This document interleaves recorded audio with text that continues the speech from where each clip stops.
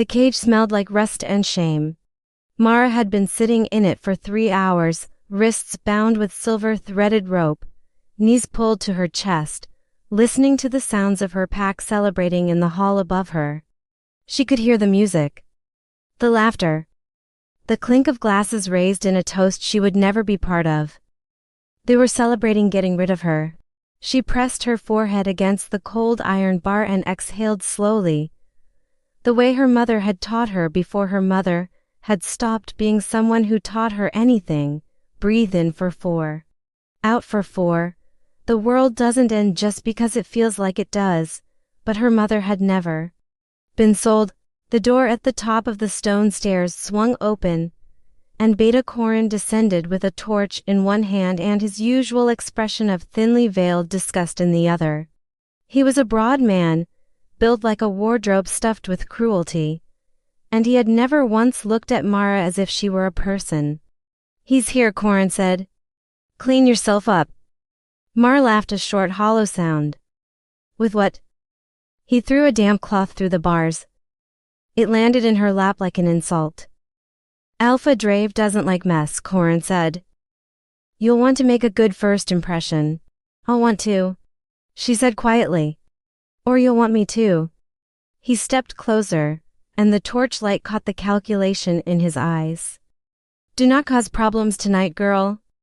You have no allies left in this pack. Not one. You understand me? Whatever you think you are, whatever delusion you've been carrying about your bloodline, your status, your dead mother's promises, let it go. Tonight you belong to whoever paid for you." Mara said nothing. She wiped her face with the cloth. She ran her fingers through her tangled dark hair. She sat up straight in the cage and looked at the wall and reminded herself of the one thing that had kept her breathing for the past 3 years of her life in this pack. Survival is not surrender, survival is strategy. She had been 12 when Alpha Greun had taken in her and her mother after their own pack was destroyed. She had been 15 when her mother died. Fever, they said, though Mara had seen enough to wonder. She had been 17 when Greun had looked at her across a feast table and told his beta that she was old enough now to be useful. She was 19 tonight. And apparently useful meant sellable. Alpha Greun's hall was lit with a dozen iron chandeliers, and the pack had dressed for the occasion the way people dress when they want to feel important at someone else's expense. Fine furs, polished boots, women in embroidered dresses who looked at Mara when Corin brought her up the stairs with that particular expression, relief. "Better her than me." Mara kept her chin up. The room parted as she was led forward, and she saw him before she was ready. Alpha Drave stood near the hearth at the far end of the hall. She had heard stories. The pack mothers whispered them to their daughters as warnings. Don't wander past the eastern border. Don't challenge the Storm Ridge pack. Don't cross Alpha Drave. He was said to be brutal, merciless. A man who had crushed 3 neighboring packs in 2 years and absorbed their territory like a slow tide swallowing a shoreline. She had imagined someone massive, grotesque even. A monster wearing a man's shape. He was none of those things. He stood at perhaps 6'3", broad through the shoulder, wearing dark leather with no embellishment, no furs, no chains, no performance of status. His hair was black and slightly too long, jaw hard, expression closed in a way that wasn't cold so much as absent. Like a man who had decided a long time ago that most things were not worth the energy of a reaction. He wasn't looking at her. He was looking at Greun, and whatever the two of them had been discussing had apparently displeased him, because Greun was sweating through his ceremonial collar and Drave had not moved an inch. "The girl," Corin announced, as if she were a piece of furniture being delivered. Greun turned. His face split into the smile Mara hated most, wide and warm and entirely false. "Ah. There she is." He gestured expansively. "Mara. Daughter of Lena of the Ash River line. As I described." Drave turned then and looked at her. It was not a long look. It was not even a particularly intense one. It was the brief, assessing glance of a man who was accustomed to evaluating things quickly and accurately. It lasted perhaps for seconds. Then he looked back at Greun. "She's bound," he said. His voice was low. Not loud enough to fill the room, just loud enough that the room went quiet to hear it. Precautionary, remove the binding. A beat of hesitation from Corin. Then, with poorly hidden irritation, he stepped forward and cut the silver-threaded rope from Mara's wrists. The relief was immediate and physical. Silver burns slow, but it burns, and Mara pressed her freed hands together and breathed through the sting. She did not rub her wrists. She would not give anyone here the satisfaction of watching her tend to wounds they'd given her. Drave crossed the room. The crowd stepped back without being asked, which told her everything about how his presence worked, not through aggression but through something older and more fundamental. The instinctive deference of a room that understands, on an animal level, where the apex sits in any hierarchy. He stopped in front of her. This close, she could see that his eyes were a dark, unusual gray, the color of clouds before a serious storm, layered and shifting. There was a scar along his jaw, old and thin, the kind that comes from something precise rather than wild. "Mara," he said. "Alpha Drave," she said. He studied her face. Not her body, her face, with an attention that felt almost clinical, as though he was reading something there that others had missed. Then he extended his hand. She understood what the gesture meant in the context of a transaction like this. He was completing the transfer. A handshake between packs was binding. It was old law, older than most of the traditions these people still bothered to keep. When she took his hand, she would formally pass from Greun's claim to his. She thought about refusing. She thought about it for exactly as long as it took to look around the room at every face turned toward her, every pair of eyes waiting to see what she would do, and understand with crystalline clarity that there was not a single person in this hall who would help her if she made a scene. She placed her hand in his. The world ended. That was what it felt like, the only way she would ever be able to describe it later in the dark, alone with the memory. Not pain, not pleasure. Something larger than either. Like every dormant nerve in her body fired simultaneously. Like a door she hadn't known existed blew off its hinges in the deepest part of her chest and light came flooding through. The mate bond. Mara had heard of it. Every wolf had. The fated connection, rare, involuntary, undeniable, that the old ones called the moon's signature, the mark she left onto souls she had decided belonged together. Mara had assumed it was largely mythology. The kind of story told to young girls to make the idea of an arranged pairing more bearable. She had been wrong. She felt it happen, felt the thread draw tight between them, felt her wolf rise up inside her with a sound that wasn't a sound, more like a recognition. A deep cellular certainty that this man's hand in hers was not an accident. She looked up at him. Drave had gone very still. He was looking at her the way someone looks when the floor drops out from under them, not falling, not panicking, but recalibrating. His gray eyes had changed. Something had moved into them. Something that hadn't been there for seconds ago. He felt it too. The moment lasted a fraction of a second. Then it was over, and the room was the room again. And Greun was saying something about the transaction being complete, and Corin was refilling someone's drink, and the music started up again in the corner because the musicians hadn't noticed that everything had changed. Drave released her hand. His expression was back, closed, unreadable, the absence of reaction that she was already beginning to recognize as deliberate rather than natural. "We'll depart before dawn," he said. Not to her, to Greun. Greun nodded, smiling his false smile. "Of course, let me have someone show your. I know where my horses are," Drave said. He walked away. Mara stood in the middle of the hall with the ghost of a bond thrumming in her chest like a second. heartbeat and tried to remember how to breathe in for 4 and out for 4. Part 2. The road in the dark they left while the stars were still thick. Drave's company was small. 6 riders, all Storm Ridge wolves by the look of them, efficient and quiet in the way of people who ride together often enough to have stopped needing to fill silence. Mara was given a horse she hadn't been asked if she could ride she could, a cloak she hadn't been asked if she needed she did. And no explanation of where they were going or what would happen when they got there. She rode near the back of the group.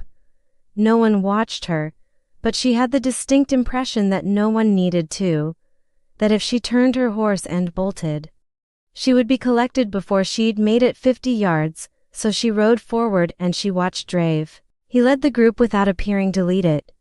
He didn't issue orders. He didn't check whether anyone was keeping up. He moved through the dark forest road like a man who had done this enough times that the terrain had become an extension of his own body, tilting through a low branch, reading the ground by some knowledge beyond the torchlight, occasionally raising a hand for the group to slow without looking back to see whether they did. They always did. An hour in, he dropped back and rode level with her. She had been expecting it. Still, her pulse did something inconvenient when his horse matched her pace. "You're quiet," he said. "I was sold to a stranger before dawn," she said. "I'm processing." Something shifted at the corner of his mouth. Not quite a smile. The structural possibility of one fair. He was silent for a moment, and she had the sense that he was choosing his words with unusual care. "What you felt when we shook hands," he said.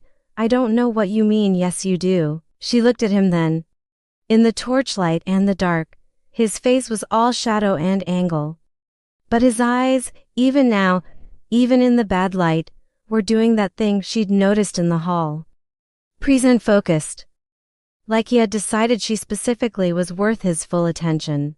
"It's not possible," she said, because she had to say something. "You don't even know me. The bond requires what the moon decides it requires," he said. "I've never put much stock in the stories. Until tonight." Silence. "What does it mean for you?" she asked, and she hated how careful her voice sounded. How much the answer mattered. Politically. A bond with a packless girl, who was purchased at a price Greun probably set to empty your coffers. "What does that do to you?" "Nothing good," he said, without any particular emotion. "And nothing I'm not willing to manage." "That's not an answer." "No," he agreed. "It's not." He looked at the road ahead. "I didn't buy you because I wanted something from Greun.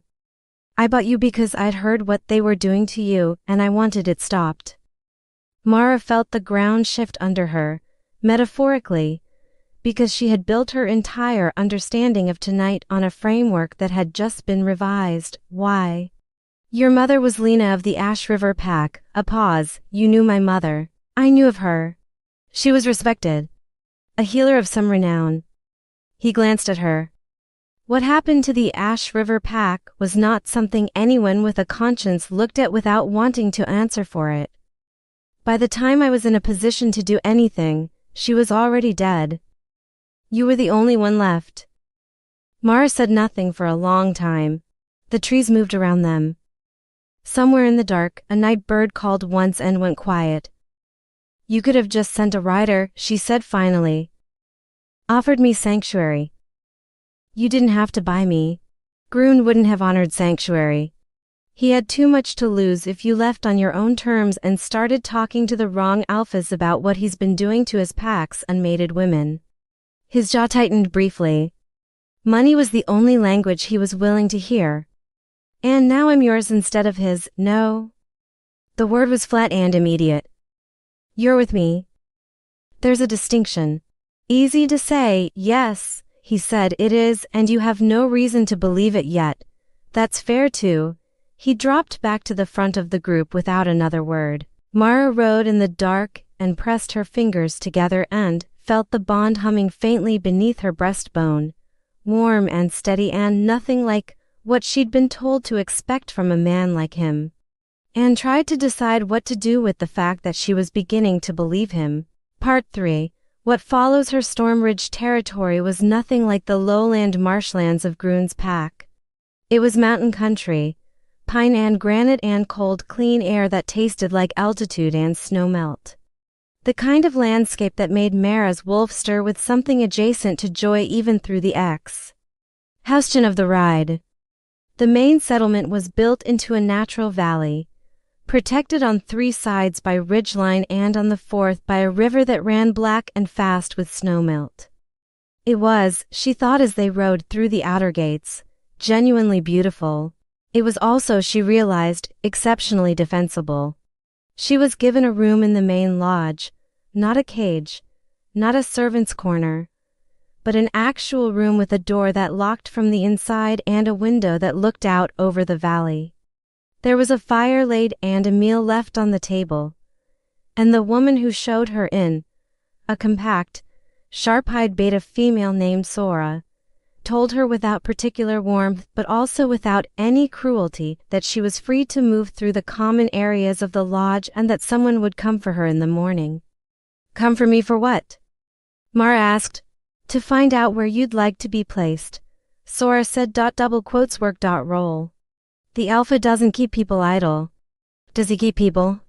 Sora paused, looked at her with something that might have been reassessment. "Not against their will," she said. "For whatever that's worth coming from me." And then she left. Mara bolted the door, ate the food, and sat by the window watching the valley until exhaustion pulled her down into the first dreamless sleep she'd had in months. It was Sora who woke her, knocking, not entering, and the urgency in the knock told Mara something was wrong before she'd fully opened her eyes. She was at the door in 4 seconds. Sora's face was controlled, but her eyes were doing something tight and unhappy. "Get dressed quickly." "What's happening?" "Greun sent riders. 6 of them armed. They arrived an hour ago claiming they needed to, and this is the exact phrasing, correct a transactional error." Mara's blood went cold. "He wants me back. He wants something. The Alpha is handling it." Sora's expression flickered. "He asked me to make sure you were somewhere safe in the meantime." "I'm not hiding." "No one said I'm not hiding." Mara pulled on her boots and looked at Sora directly. "If this is about me, I should be there." "Another reassessment. Longer this time." "I'll take you to the edge of the hall," Sora said finally. "But you stay back until he calls for you. Do you understand? Don't make it harder for him." Greun's riders were large men selected, Mara suspected, specifically for their ability to fill a room with threat. They'd done a reasonable job of it, spreading themselves across the width of the entrance hall, hands loose near weapons, projecting the specific kind of aggression that was designed to make the person across from them feel the need to justify themselves. It was not working on Drave. He stood in the center of the hall without his coat, arms crossed, looking at the lead rider with an expression that Mara was beginning to catalog, the closed face, the absent reaction, and understanding it now as something more specific than composure. Patience. The patience of a man who has already decided the outcome and is waiting for the other party to figure it out. A clerical error in the documentation, the lead writer was saying. His name was Aldrich. Mara recognized him as one of Greun's senior hunters. The girl was not authorized for permanent transfer. Alpha Greun is willing to refund the full. There was no clerical error, Drave said. Our records indicate. Your records indicate what Greun told someone to write in them after the fact. He uncrossed his arms. Tell me, Aldrich, and I want you to think about this before you answer. Does Greun believe that I'm unaware of what he's been doing with the young women of his pack? Does he believe I bought this particular one without understanding why she needed to be removed from his claim? Or does he believe that I don't care, and that a refund is sufficient to make me comfortable returning her to him? Silence. Aldrich's jaw was working. Which of those 3 things, Drave said, does he believe about me, Alpha Greun? Which one, Aldrich? A beat. He believes you'll see the business sense in. He's wrong. Drave's voice stayed exactly the same level. The girl is under my protection. The transfer was legal, witnessed, and binding under pack law. If Greun wants to contest it, he's welcome to bring the challenge before the Elder Council, where I will present a comprehensive account of his treatment of unmated females in his pack over the past 4 years. I suspect he'll find the council less interested in his clerical errors than I am. A pause. You can tell him I said that, or you can tell him I was rude and unhelpful. Either way, you're leaving my territory tonight. The moment stretched. Then Aldrich turned, jaw tight, and walked toward the door. His men followed. Mara, standing at the edge of the hall entrance, found Drave's eyes before he'd turned around. She didn't know how, some new sense, some magnetic pull she was still getting used to. But he looked directly at where she was standing with a precision that made it obvious he'd known she was there the whole time. He didn't look surprised. He didn't look pleased, exactly. He looked tired. Like a man carrying something heavy who had just put it down for a moment before remembering he'd have to pick it back up. She crossed the hall and stood in front of him. He'll come back, she said. Double quotes, yes. With more than 6 riders. Probably. Because it's not actually about the money. It's about what I know. Drave looked at her steadily. What do you know? I spent 3 years in that pack watching everything and being treated like I wasn't worth watching back. She kept her voice level. I know which Alpha Greun has been bribing. I know about the 3 packless women who died under his roof under circumstances he called illness. And I know where he keeps the documentation of deals that don't exist in any official record. She paused. I stayed quiet because I had no one to bring it to. Because the one time I tried, it was Corin I told, and I spent the next 2 weeks in that cage. She exhaled. I'm not staying quiet anymore. Something shifted in the room. In him. You've been carrying that alone, he said, and it wasn't a question. There wasn't anyone else. He was quiet for a moment. The morning light came through the lodge's high windows and made the space between them feel almost ordinary. Just 2 people standing in a hall talking. Nothing dramatic.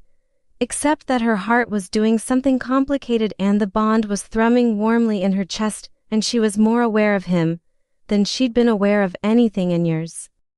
There's now, he said. She didn't know what to do with that. So she did the thing she'd learned to do with anything she couldn't immediately process. She filed it away, somewhere behind her ribs, next to the warmth that wouldn't go away. I'll need to write it all down, she said practically. Before I forget anything. Before he finds a way to, Sora will find you ink and paper. Take whatever time you need. He held her gaze. And Mara, no one will take you from here without going through me first. I need you to believe that even if you're not ready to yet. She thought about saying something careful. Something guarded and appropriate for a person in her position talking to a person in his. Instead she said, I felt it too. When we shook hands. I want you to know that I felt it. The closed face. The absence of reaction. And then quiet, like something surfacing from deep water, something real. A change around his eyes. The slight shift of a man who has braced against something for a long time and is considering, very carefully, letting go. I know, he said. Epilogue. Roots. 3 weeks later, Mara submitted her testimony to the Elder Council. 14 pages of careful, dated, witnessed accounts. 3 corroborating statements from women who had left Greun's pack in the past 2 years. A map of the locations of the undocumented records she described, accurate enough that the council's investigators found them within a day. The proceedings against Alpha Greun were formal and public and thorough, in the way that such things sometimes are when enough pressure has been applied by someone with the standing to apply it. She sat in the council hall and watched Greun's face when the elder read the charges, and she felt, not triumph, which she'd expected.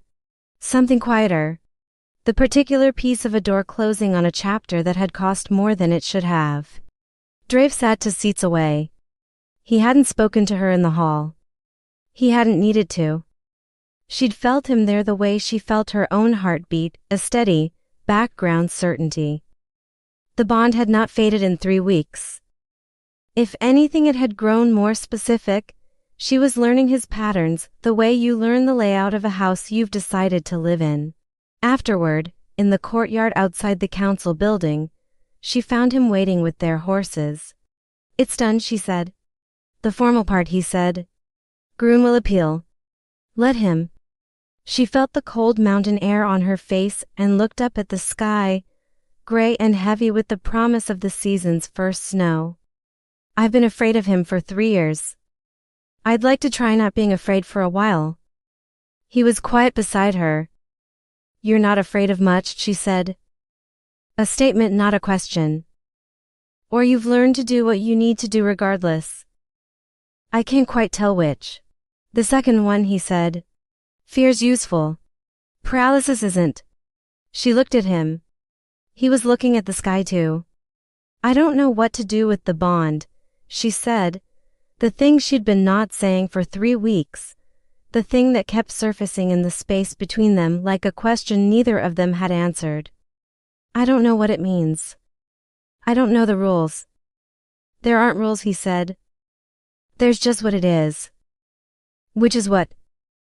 He turned to look at her then, and the gray in his eyes was the same gray as the sky, layered and deep and something other than simple.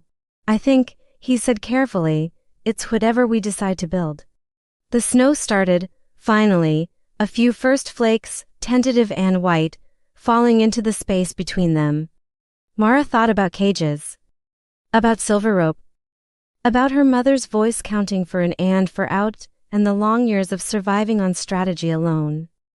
Then she thought about a door blowing open, and light flooding through, and being more surprised by warmth than she'd been by anything in recent memory. "I'd like to learn to trust you," she said. "I want you to know that. It's not nothing." He held her gaze. "I know," he said. "It's not nothing to me either." The snow fell softly around them, and neither of them moved, and the bond sat warm and patient between their rib cages like a fire that had decided, without asking anyone's permission, that it intended to keep burning. The night she was sold, she had expected to lose everything she had left. What she had not expected was to find, in the hands of a man everyone called merciless, the first safe thing she had touched in years. But wolves know one truth above all others: the moon does not make mistakes.